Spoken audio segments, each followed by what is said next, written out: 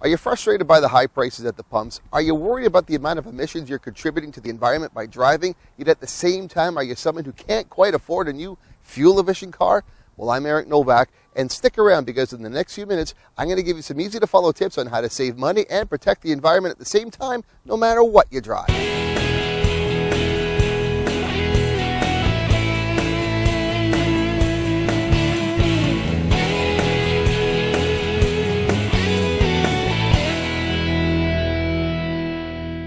You know, automakers are doing a really good job lately at manufacturing and designing fuel-efficient cars for consumers to take. That's a good thing, of course, because as we know, gas prices are hovering at historic highs and no signs of going down. Plus, we understand that transportation contributes significantly to climate change. Now, the problem is those new cars and trucks that are being designed only work if they're on the road. They're selling well, but what if you're someone who can't quite afford one right now? It's just not in the cards. If you're someone who really wants to make a difference, if you'd like to save on fuel, but you just can't do it right now, well, I got to let you know that it's not always what you drive, but how you drive. On today's video, what I want to show you is through a challenge, is by demonstrating that through the implementation of some very simple and easy to follow driving tips, you can significantly reduce the amount of fuel you use. And I guess since I could use any car to prove this point, well, I thought to have a little bit of fun on a great summer day, I might as well take this one here, this 2014 Jaguar F-type convertible. What we're going to do is we're going to drive a couple times around and we're going to compare aggressive driving to simplistic driving and see how it goes. I bet you're going to be surprised. The 2014 Jaguar F-type convertible is a wonderful two-seat, jaw-dropping sports car. The base supercharged 3-liter V6 engine I'm driving puts out 340 horsepower and 332 pound-feet of torque. It features an 8-speed quick-shift ZF automatic transmission, a top speed of 260 kilometers an hour, and a melodic sport exhaust with center-mounted twin exhaust pipes.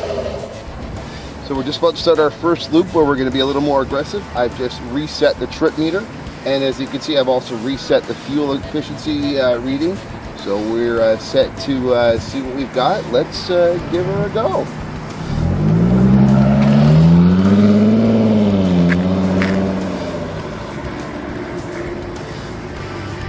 Our drive route in the Northeast GTA is made up of a blend of rural, highway, and city stop-and-go driving, or in other words, the types of driving most of us do in our daily lives. So things you do wrong, it's actually kind of hard because I'm used to have been, working on fuel efficiency for so long, but one of the things that you do wrong are jackrabbit starts where you're going uphill, you're trying to give it, when really that's not the best way to go.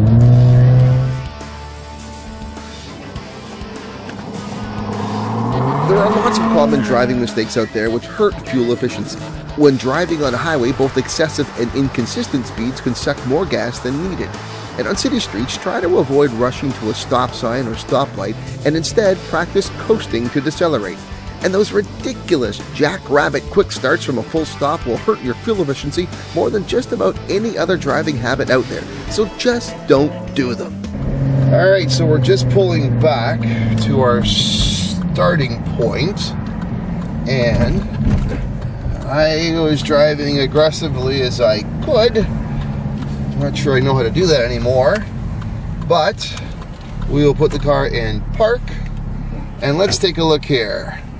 So we drove, 59.6 kilometers was our loop, so basically call it 60 kilometers, and wow, okay, so we did 10 liters per 100 was our average fuel efficiency. Two things that come to mind. First of all is for a powerful V6 Jag, that's actually really good. I'm actually surprised at how good this was while driving aggressively.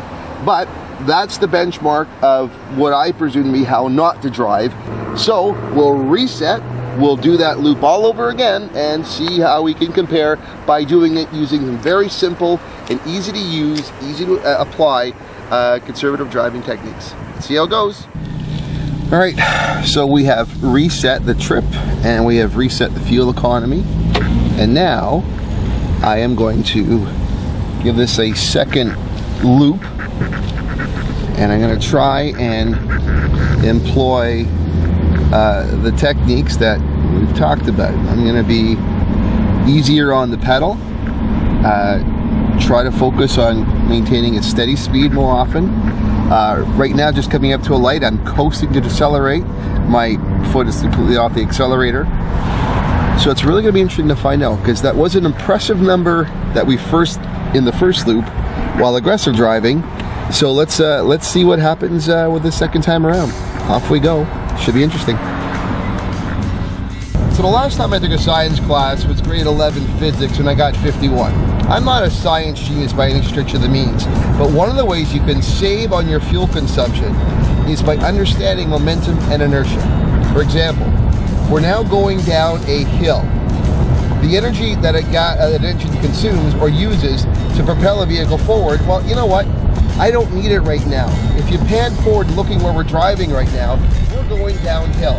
My foot is currently completely off the brake. It seems like common sense, and this is an extreme example, of course, but I don't need to have it on. In fact, the only reason why I need to brake is because I have to keep safe distance ahead with the cars in front of me. The only time I'm now going to put my foot gently on the accelerator is when I need a little more energy to get me back up the hill. So we've got some stop and go traffic. How do you handle that? Well, again, you anticipate traffic. You anticipate when you need to stop, when you need to accelerate, how much you need to accelerate. If I floored it here, I'd be using up more energy than I need just to get a few inches while traffic ahead of me is slow. So anticipate traffic, only use as little energy that you need to keep this car moving safely, and you'll win out in the end.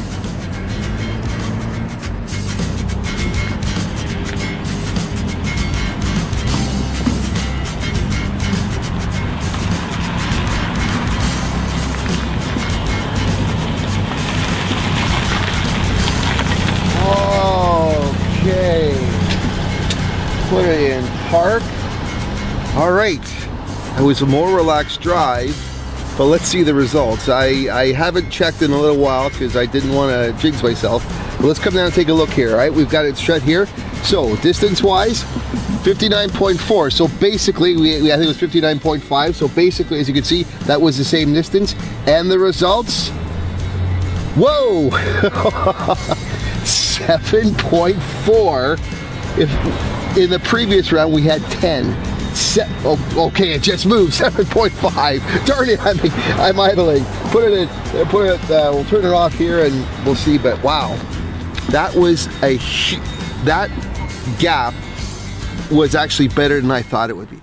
So when I first came up with the idea to do this demonstration, I had some predictions as to what the results might be. But after having done it now, I have to admit that the results really did exceed my expectations. The results are obvious. The money you can save, the amount of carbon emissions you can reduce are tremendous here by simple techniques to use. I hope you'll use this, and in fact, I hope you might even challenge others to do this test as well. Challenge your friends, challenge your family to see how low you can get your emissions over time. You never know, the results may be well worth it in the end. I enjoyed this challenge, putting it out there, and I hope you did too. If you want to see all the results and all the tips as well, you can go to envirodad.com to find them. But in the meantime, I'm going to have some more fun on this Jaguar F-type because it's a nice summer day, and heck, why not have some fun? I'm Eric Novak. I'll see you again next time.